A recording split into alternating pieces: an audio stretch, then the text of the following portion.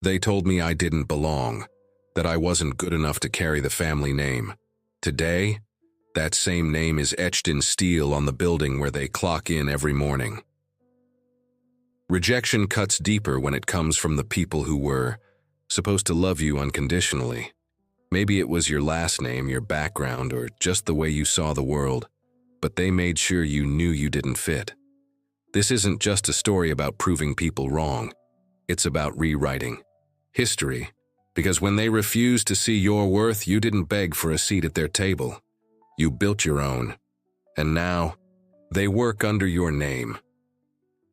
If you've ever been told you don't belong, smash the like button right now and subscribe, because this story, it's for everyone who's ever been underestimated. Family should be your safe place, but what happens when they're the ones holding you back? When every achievement is met with silence, every dream met with doubt? This is the story of how exclusion became the best motivation. The first cut. It started with a sentence, one you weren't supposed to hear. Maybe it slipped out at a family dinner, muttered under someone's breath. Maybe it was a phone call left on speaker, a careless moment where the truth spilled. She's not really one of us. 3 words, sharp as glass, slicing deeper than any argument ever could. Because this wasn't about disagreement. It was about identity. It was the moment you realized your place in their world was conditional. Maybe it was your background, the wrong parent, the wrong side of town, the wrong accent. Maybe it was something you couldn't change, something they decided made you less. What hurt wasn't just the exclusion. It was the quiet certainty behind it, like your absence wouldn't even be noticed. Families build their own myths, their own rules for who belongs. And in that second, you understood. You were never part of the story they told themselves. But here's what they didn't see coming. That moment didn't break you. It lit something. A quiet, furious clarity. If they wouldn't claim you, you'd stop waiting for permission to claim yourself. This wasn't just rejection. It was the first step toward a different kind of life. One where you got to decide what your name meant. Years later, you'd trace everything back to that instant. The late nights, the risks, the relentless focus, all fueled by a single thought: I'll make sure they never forget me again. And when the day finally came, when they walked into that building, looked up and saw your name where theirs should have been, you realized the cruelest irony. They'd spent years pretending you didn't exist. Now, they couldn't look away. The silent treatment. The silence was the worst part. Birthdays came and went without a call. Achievements were met with blank stares or half-hearted nods, as if acknowledging your success would mean admitting they were wrong about you. Family gatherings became minefields. You'd walk into a room and conversations would stutter, smiles tightening into something polite but distant. They didn't shout you down or argue. They simply erased you from the narrative, treating you like a ghost haunting their perfect picture. You'd bring up a promotion, and they'd change the subject to someone else's vacation. You'd mention a project you were proud of, and the room would hum with indifference, their eyes sliding past you like you were furniture. It wasn't just exclusion. It was a slow, methodical dismissal, as if your existence was an inconvenience they'd collectively agreed to ignore. And the more you tried to prove yourself, the heavier the silence grew, until it became clear. This wasn't accidental. It was a choice. They were teaching you your place without saying a word. But here's what they didn't understand. Silence can be a weapon, but it can also be a gift. Because in that quiet, you found something they'd never counted on: freedom. No expectations to meet, no roles to play. Just you, alone with your ambition, realizing you didn't need their applause to matter. Years later, when they stood in the shadow of your success, their silence would finally break. But by then, you'd learned the most valuable lesson of all. The loudest victories don't come from proving them wrong. They come from realizing you never needed their approval in the first place. The turning point. There comes a moment when the weight of rejection stops crushing you and starts hardening you instead. For you, it happened in the quietest way. No dramatic confrontation, No final ultimatum. Just an ordinary Tuesday when you looked in the mirror and realized you'd been waiting for permission to live your life from people who would never give it. That's when something shifted.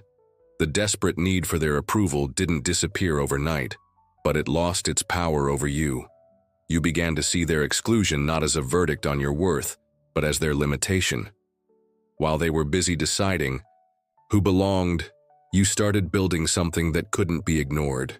The late nights stopped being about proving yourself to them and became about honoring the potential you'd always carried. You stopped waiting for invitations that would never come and started creating spaces where you made the rules. What they called "not one of us" turned out to be your greatest advantage. You weren't bound by their expectations, their traditions, their fear of change. The moment you stopped asking for a seat at their table was the moment you discovered you could build a better one. And as the foundation of your new life took shape, you understood the truth they never could.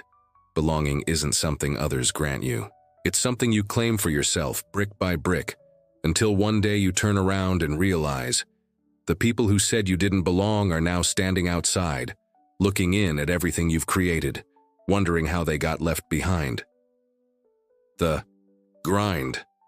They never saw the struggle.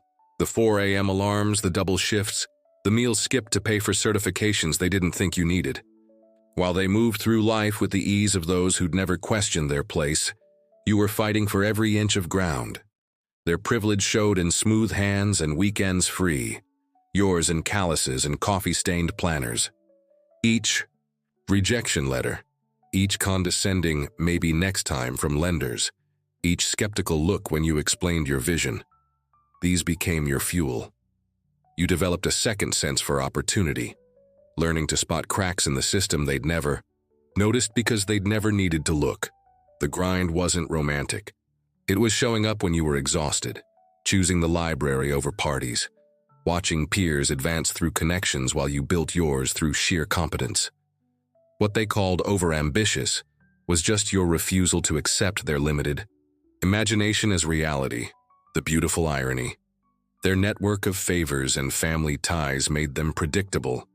Your struggle made you adaptable, creative, unstoppable. Every no forced you to find another way. Every closed door taught you to build your own. While they relied on names and nepotism, you were mastering something far more valuable, the ability to create value where others saw none. The late nights stacked up until your skills outweighed their connections, until your reputation preceded you in rooms they couldn't access. The grind didn't just prepare you for success, it ensured that when it came, it would be unquestionably, undeniably yours. No one could call it luck when your hands bore the marks of every step taken alone. No one could claim you didn't earn it when your knowledge ran deeper than any inherited advantage. The grind was your secret weapon, and its rewards would be yours alone, the first win. That first undeniable victory hit differently, not the small accomplishments you'd learned to celebrate alone, but the kind that forced even the doubters to take notice. The contract signed against all odds, the project completed when experts said it couldn't be done. The moment your competence became too visible to ignore. This wasn't luck. It was the inevitable result of preparation meeting opportunity. You remember walking out of that meeting room or opening that email, the surreal realization that the rules had changed. The same. People who'd dismissed your potential now struggled to reconcile their outdated perceptions with this new reality. Their backhanded compliments, "We never expected this from someone like you," carried the sweet sting of their cognitive dissonance. This victory was more than professional validation. It was proof that the system could be cracked. What made it truly powerful wasn't the win itself, but the chain reaction it started. Doors you'd knocked on for years suddenly swung open. Voices that had spoken over you now leaned in to listen. The confidence from this triumph didn't manifest as arrogance, but as quiet certainty. You belonged exactly where you'd fought to be. Most importantly, this first real win destroyed the most dangerous lie they'd let you believe, that some spaces weren't meant for you. As you stood in the glow of that accomplishment, you understood the truth. The barriers were never about your capability, only about their willingness to see it. And now, They had no choice.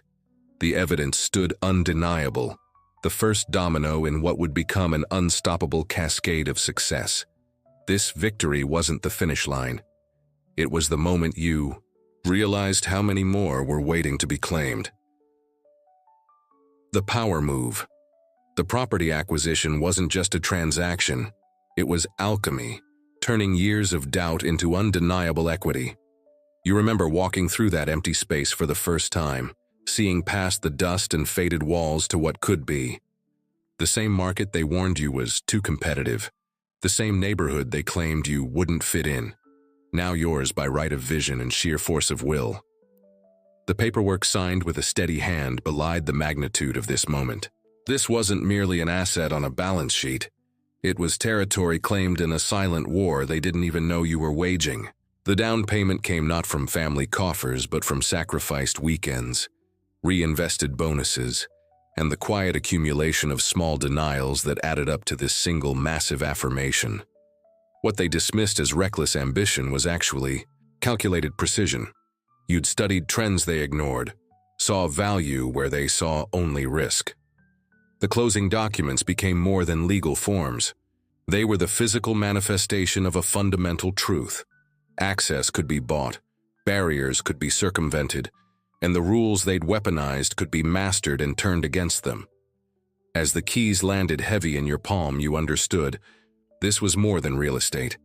It was a beachhead in their world, established not through their permission but despite their doubts. The walls around you would soon bear witness to what happens when potential meets opportunity. But in this quiet moment before the renovations began, before the signage went up, there was just you and the delicious realization the game had changed forever, and you'd just become the most powerful player they never saw coming. The irony. Discovery came unexpectedly, a casual conversation, a name dropped in passing, the universe serving poetic justice with a straight face. They were tenants now, their daily routines unfolding beneath your name etched in steel and stone. The same people who'd questioned your place now paid rent to your holding company, their security badges granting access to spaces you owned. Life had performed the ultimate plot twist without fanfare, their signatures on lease agreements they'd never bothered to read closely. You imagined their first day walking through those doors, the delayed double-take when recognition dawned, the corporate directory they consulted each morning, the letterhead on their office stationery, the very infrastructure supporting their professional identities, all bearing the surname they'd claimed you weren't worthy to carry. The cosmic humor wasn't lost on you. Their exclusion had been so absolute, so unquestioned, that no one had bothered to check who actually owned the building when they signed the papers. Their oversight became your quiet triumph, the ultimate demonstration of how thoroughly they'd underestimated you. You resisted the urge to make a spectacle of it. No grand reveals, no gloating visits. The power dynamic had shifted so completely that commentary would have diminished the perfection of the moment. Let them make the connection in their own time. Let the realization seep in gradually as they passed the lobby directory each morning. Their discomfort wasn't your responsibility anymore. You'd built something too valuable to waste energy on. Petty vengeance, yet too significant to ignore. The universe had handed you this moment of flawless symmetry, not so you could rub their noses in it, but so you could finally close the chapter on ever needing their validation again. The name above the door wasn't revenge. It was receipt. The confrontation. The encounter happened organically. No staged meetings, no forced theatrics. Just a routine property inspection that placed you in the elevator together, their startled expression confirming they'd finally connected the dots. Their uncomfortable small talk revealed everything. The strained compliments about the building's renovations, the awkward pauses where apologies should have lived. You watched their eyes flick nervously to the engraved nameplate on the wall, their mind visibly racing through years of dismissals now colliding with this irreversible reality. Your calm demeanor became the ultimate power play, your refusal to gloat more unnerving than any outburst could have been. When they stammered about not realizing you were the owner, your simple "I know" carried the weight of 1,000 unspoken truths. This wasn't about delivering some scripted gotcha moment. It was about bearing witness to their cognitive dissonance as they struggled to reconcile their outdated perception with the undeniable evidence before them. Their nervous laughter, the way their fingers tightened around their keycard, every micro-expression confirmed what you'd long suspected. Exclusion had always been their defense mechanism against your potential. Now, standing in this elevator, where roles had reversed so completely, you held something far more valuable than vengeance: options. The choice to acknowledge their discomfort or pretend not to notice. The privilege to decide whether this relationship warranted rebuilding or permanent professional distance. Their fumbling attempt at reconciliation died in their throat as the doors opened, leaving them stranded between who they'd been and who they needed to become if they wanted to share the space you'd created. You walked away without looking back, the click of your heels on marble echoing the finality of a door closing on an old chapter, one where their opinion had ever mattered. The silence. Their stunned expression said more than any confrontation ever could. The moment stretched between you like a chasm. All their past dismissals, all your quiet perseverance crystallized into this perfect, wordless reckoning. You watched the realization crawl across their faces in slow motion. The subtle parting of lips, the barely perceptible intake of breath, the way their shoulders tensed as if physically absorbing the impact of their miscalculation. This silence wasn't awkward. It was sacred, the sound of a worldview shattering under the weight of irrefutable evidence. Their eyes darted from your face to the nameplate and back again, searching for some explanation that would let them salvage their outdated narrative, finding none.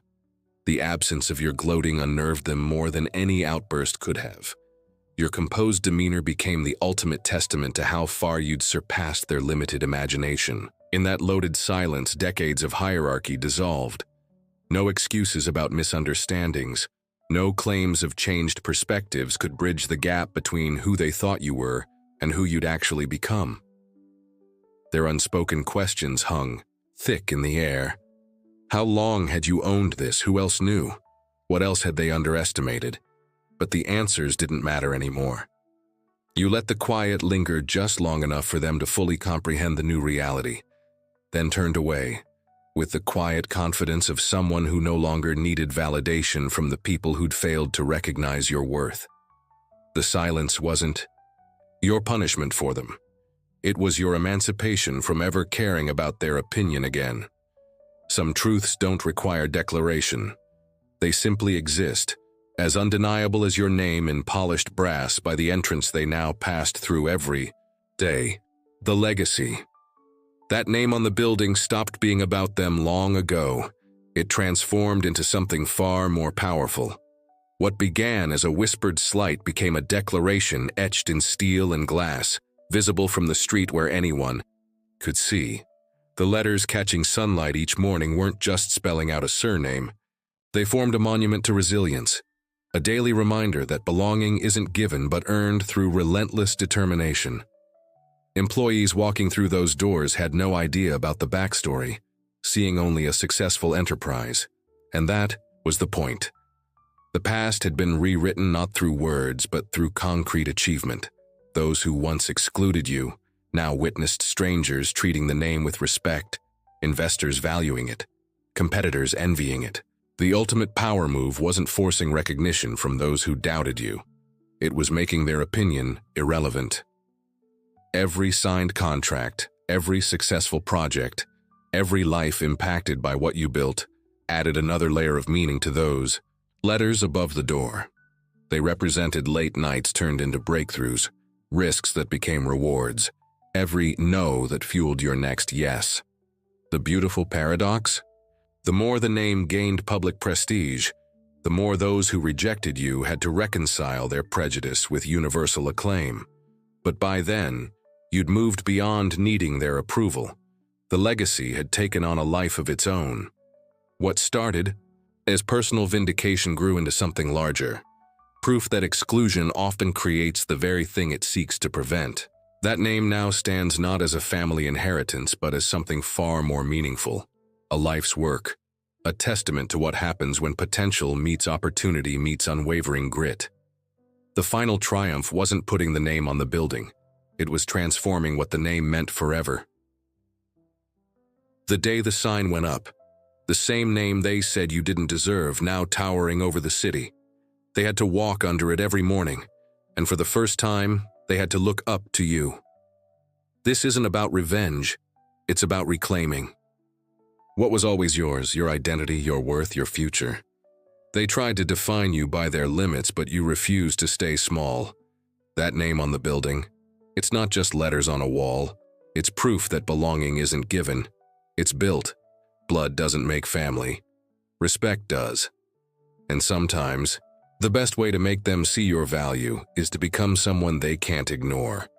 So if you're out there fighting for your place in the world, remember, you don't need their permission to rise. You just need to decide your name will mean something, whether they like it or not. Hit subscribe if you believe in turning rejection into power. Drop a comment with the word legacy if you're writing your own story. I'll respond to as many as I can. Now go build something they'll remember you by. The world will try to tell you who you are. Don't let them.